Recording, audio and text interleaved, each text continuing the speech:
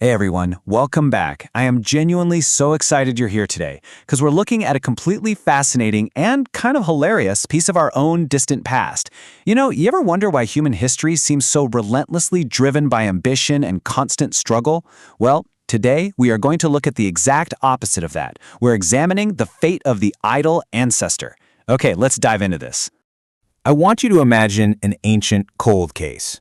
But we aren't looking for a murderer with a weapon in the traditional sense, right? We are tracking down an evolutionary culprit. The fundamental question we're answering today is, what actually killed the most relaxed humans in history? Because we usually tend to think of ancient human history as this grueling, constant struggle for survival. You picture relentless hunters, innovative toolmakers, brave explorers just constantly pushing back against the harsh elements.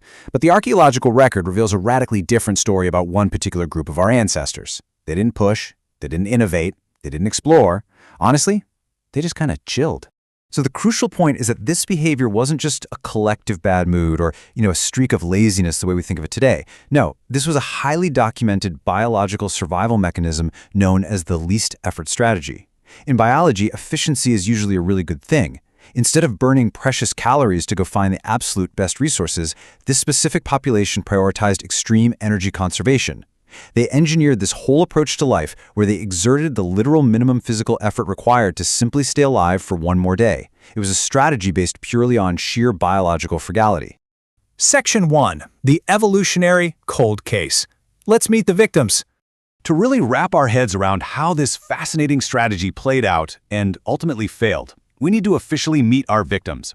You can think of this group as the original couch potatoes of the ancient world. They practically invented the good enough approach to survival. While other hominid species, their cousins and competitors, were out there constantly pushing boundaries, migrating across massive continents, and actively trying to improve their living conditions, these specific ancestors gladly settled for the bare minimum. If a resource was nearby and it kind of did the job, that was perfectly fine by them. They avoided unnecessary exertion like the plague.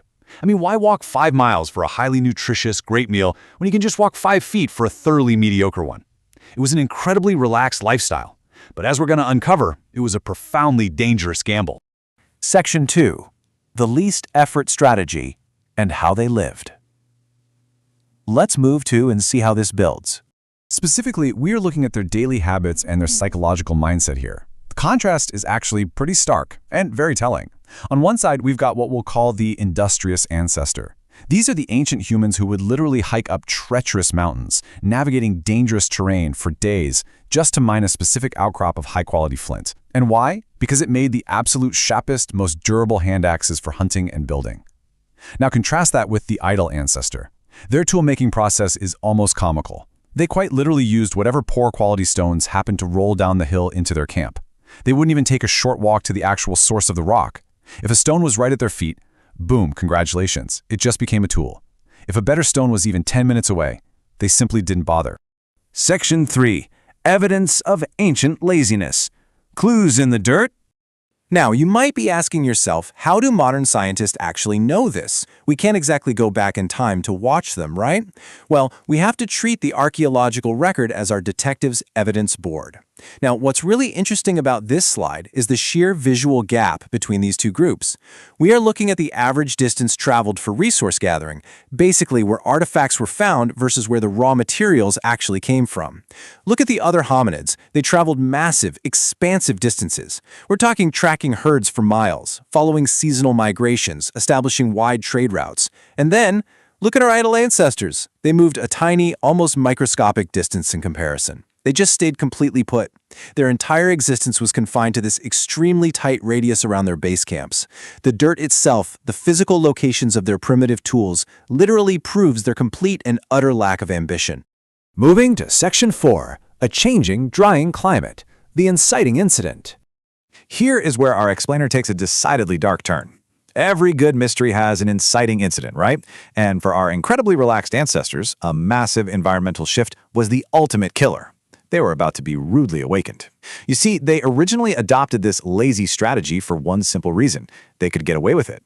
Initially, they lived in lush, forgiving environments. Resources were literally dropping from the trees, so being lazy worked perfectly fine. But then, this unstoppable shift happens. The global climate begins to change rapidly. Local rivers start drying up, bringing sudden, severe water scarcity quite literally to their doorstep. The landscape completely transforms. Those dense, comfortable forests that provided easy shade and low-hanging fruit, they wither away, turning into harsh, dry, open savannas. Their home was literally evaporating around them. The environment was no longer handing them survival on a silver platter. Section 5. The fatal cost of complacency, the refusal to adapt. And this brings us directly to their fatal flaw. When the world completely changed around them, how did they respond? Did they finally rise to the occasion? Tragically, and honestly shockingly, they doubled down.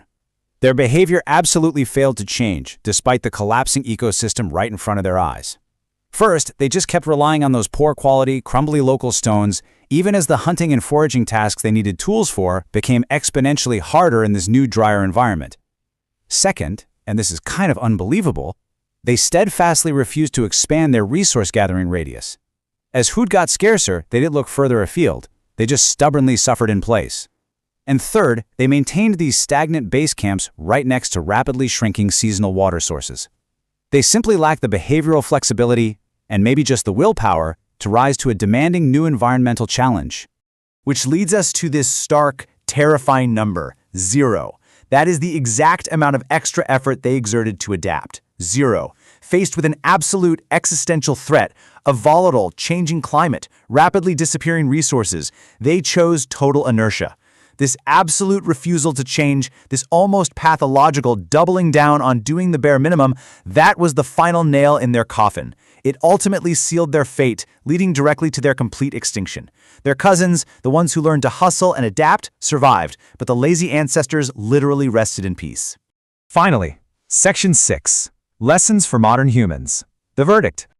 Let's step out of the ancient dirt for a second and bring this into our own modern, everyday lives. What's the final verdict here, and why does this actually matter to you and me? Think about this concept. A strategy of minimal effort, when faced with environmental upheaval, becomes a direct path to an evolutionary dead end. And this brilliantly illustrates the core anthropological takeaway of the source material we're exploring today. It's a really stark, powerful reminder. Conserving energy is great when times are peaceful and resources are abundant. But true adaptability, the exertion of effort, the willingness to do the hard work when your environment shifts, that is the only thing that actually guarantees long-term survival. Which brings us to our final, kind of unsettling thought for today. Just look around at our modern lives. Absolutely everything is designed to minimize our physical and mental exertion. Groceries are delivered right to our doorsteps. Algorithms do our thinking and curating for us. We barely have to move a single muscle to acquire our daily resources anymore.